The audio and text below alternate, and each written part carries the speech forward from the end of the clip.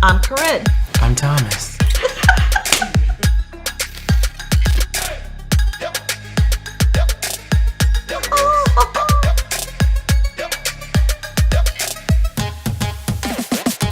Hey, happy Monday. It's January the 7th, 2019 already. I'm Corinne. This is Drake, and welcome to the Chill Spot. Did you know that this month is National Bath Safety Month? Are you trying to tell me something? No. Really? I really? did take a shower. Really? This is something I just found out. Okay. I didn't know there was a month I in didn't know. observance of National Bath Safety. Because I know I did take a shower. I haven't smelled you yet this week. It'll be okay. Okay. So, yes, January is National Bath Safety Month, and I thought we should talk about it a little because this is a topic that not only will tie into the work of caregivers, but home life too. Yes. Have you ever fallen in the bathtub?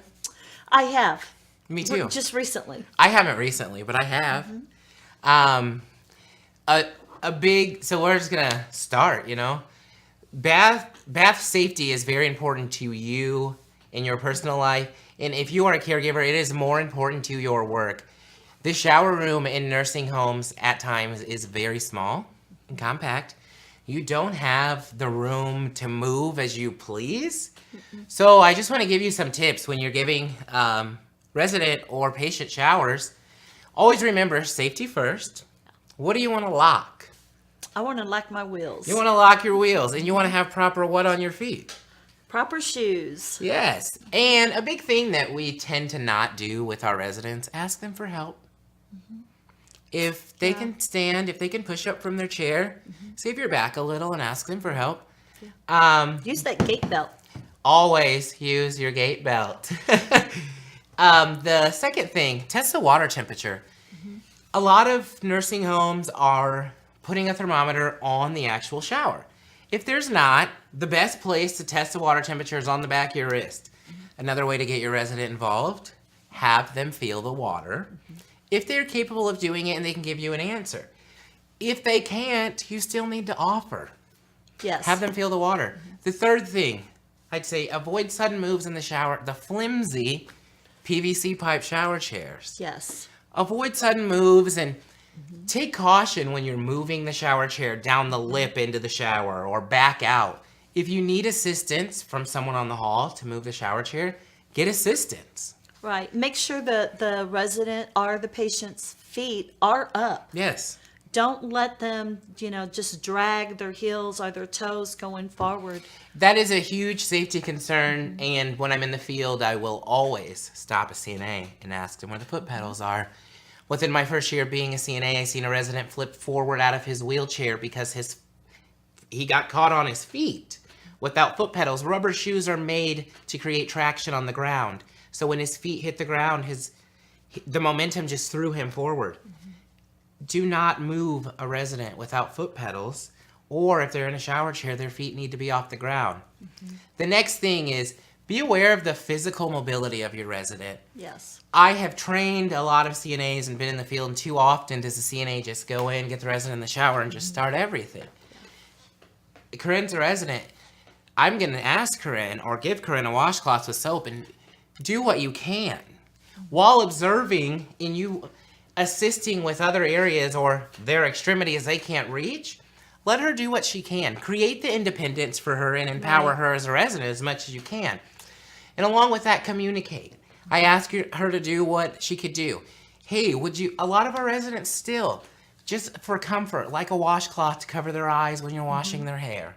If they wash their hair, you better check with your beautician before you wash your female resident's hair. Exactly. Don't wash the perm out they just got last week. I've done it. So communicate with them. Let them know what you're doing. Constantly ask, is the water temperature okay? Because it may change. You never know. And then don't rush. Take your time.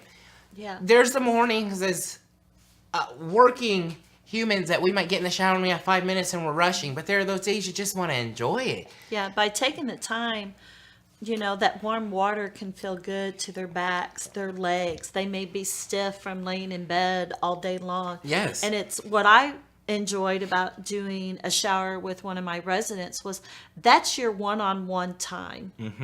They will open up to you. You can open up to them, and just, you don't have to tell your whole life story, but just chit chat with them. Yes. And when you mention about the constant water temperature, I always let them feel it on, their hands, but I also start at their feet. Yes. And I work my way up. Yes. I always have a warm blanket ready, That's where I was going to go. ready for them. And one of my I have 2 pet peeves. Please start from the cleanest to the dirtiest when you're doing a shower, and always change your gloves.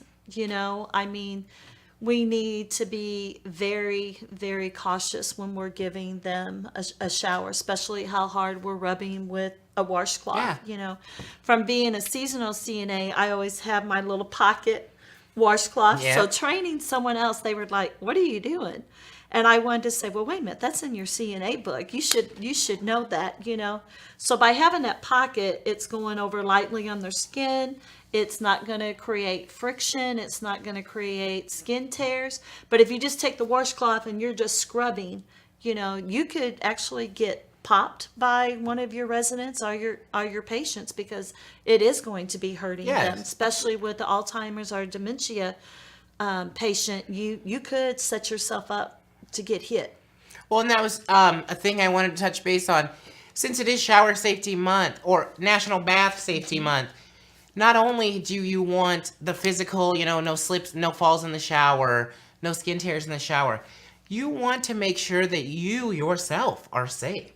With some of our Alzheimer's residents, you may need to take a second person in to ensure that their shower or bath is completed safe for you and safe for them.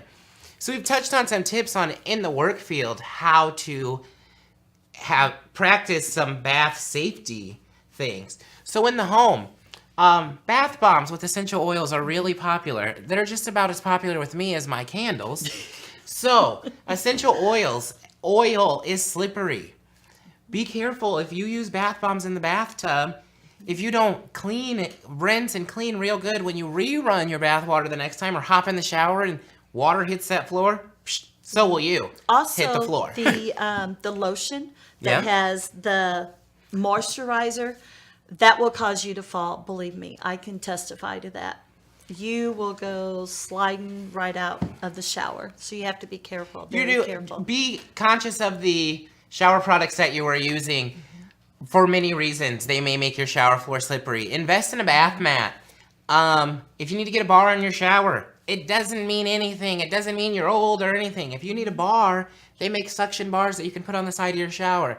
And the last tip is just with being conscious of the products that you are using. Microbeads are not biodegradable, therefore. They are not good for the environment.